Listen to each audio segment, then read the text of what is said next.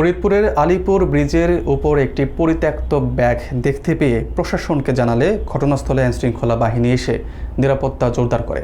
ঢাকা থেকে বিশেষ টিম এসে ব্যাগটি পরীক্ষা করলেও এর ভেতরে কী ছিল সে বিষয়ে পরিষ্কার কোনো বক্তব্য পাওয়া যায়নি।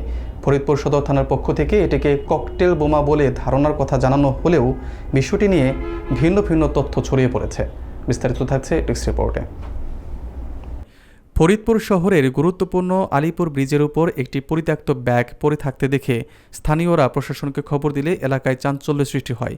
খবর পেয়ে পুলিশ ঘটনাস্থলে গিয়ে ব্যাগটিকে ঘিরে রেখে নিরাপত্তা ব্যবস্থা গ্রহণ করে এবং জনসাধারণের চলাচল নিয়ন্ত্রণ করা হয়। পরে ঢাকা থেকে একটি বিশেষ টিম এসে ব্যাগটি পরীক্ষা করে। সংশ্লিষ্ট সূত্র জানায়, ব্যাগের ভিতরে কিছু যন্ত্রাংশ পাওয়া গেলেও সেগুলো বিস্ফোরক কিনা সে বিষয়ে নিশ্চিত তথ্য প্রকাশ করা হয়নি। ফরিদপুর সদর থানার পক্ষ থেকে এটিকে ককটেল বোমা হতে পারে বলে ধারণার কথা বলা হলেও সেনাবাহিনী বা সংশ্লিষ্ট সংস্থার পক্ষ থেকে বিষয়টি নিয়ে কোনো স্পষ্ট বা লিখিত বক্তব্য পাওয়া যায়নি। এতে সাধারণ মানুষের মধ্যে উদ্বেগ ও বিভ্রান্তি দেখা দিয়েছে। স্থানীয়দের একটি অংশ মনে করছে বিষয়টি তদন্তের অধীন থাকায় বিস্তারিত জানানো হয়নি, আবার কেউ কেউ বলছেন প্রশাসনের পক্ষ থেকে তথ্য স্পষ্টভাবে প্রকাশ করা হচ্ছে না। একই সঙ্গে শহরের বিভিন্ন স্থানে সিসিটিভি মেরামত ও স্থাপনের উদ্যোগের কথা আগেও বলা হলেও কার্যকর অগ্রগতি হয়নি বলে অভিযোগ রয়েছে। এসব কারণে ফরিদপুরের সামগ্রিক নিরাপত্তা পরিস্থিতি নিয়ে সাধারণ মানুষের মধ্যে প্রশ্ন ও উৎকণ্ঠা বাড়ছে।